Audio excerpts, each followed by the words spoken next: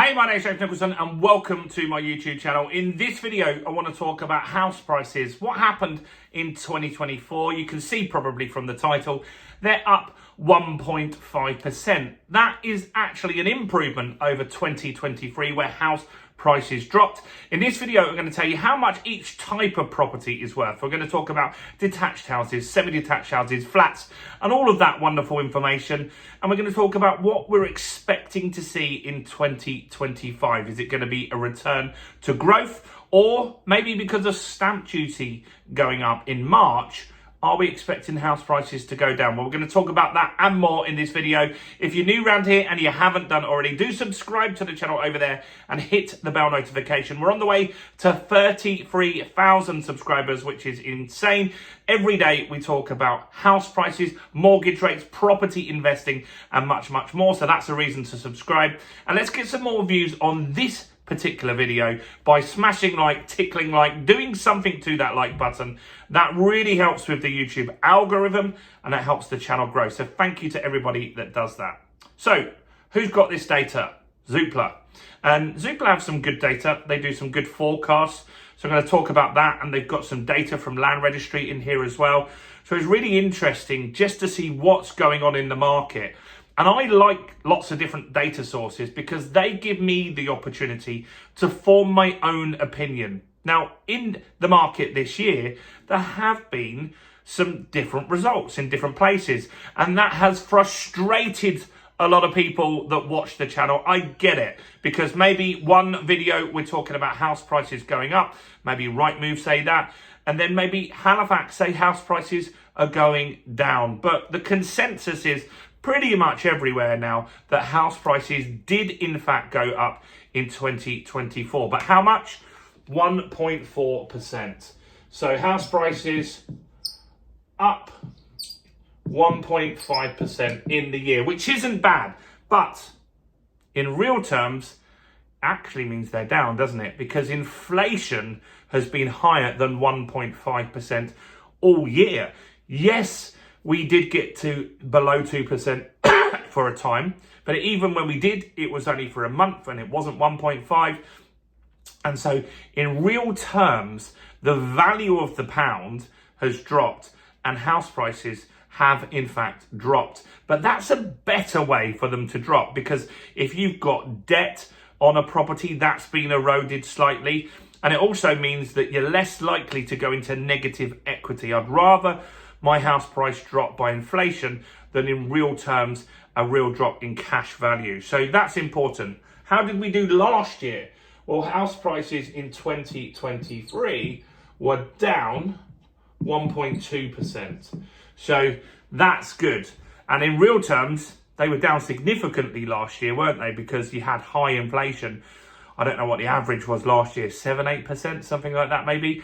But that really eroded the debt on those properties and the value of those properties. And that's a better way. We call that a silent property crash. So this year, house sales have been up. The volume has been up. 2023 was a brutal year for everyone involved in that industry. In fact, every time I speak to my friends that are builders, for years, they've just said, it's so busy. We've got so much work, we don't know what to do with it. But now they're all coming to the realization that 2025 is probably going to be quite slow. Now, I explain to them why, from my angle, it would be slower. And that's because when I do any building work, maybe you're the same, I don't save the money, right? Let's just say we need a £50,000 job done, some refurb, a big refurb that would be. I never ever save, never once have I saved the money to do that. I always release equity. And when I do a remortgage, I release the equity and I use that money to do the work. Now this year, debt mortgage rates have been higher than they were a few years ago. So there's less people looking to do that and some uncertainty. So that's going to hit those guys. So what have we got here with house prices on types of prices? Because types of property even, because Zoopla has given some detailed data here, which is interesting. So average properties they are saying is 267,200. And that is 1% up, or the 1.5% up. Now, let's look at the other types of properties. So, detached houses. How have they done this year? So this is going to be the higher end of the market, isn't it? So the average detached house in the UK is 449,500.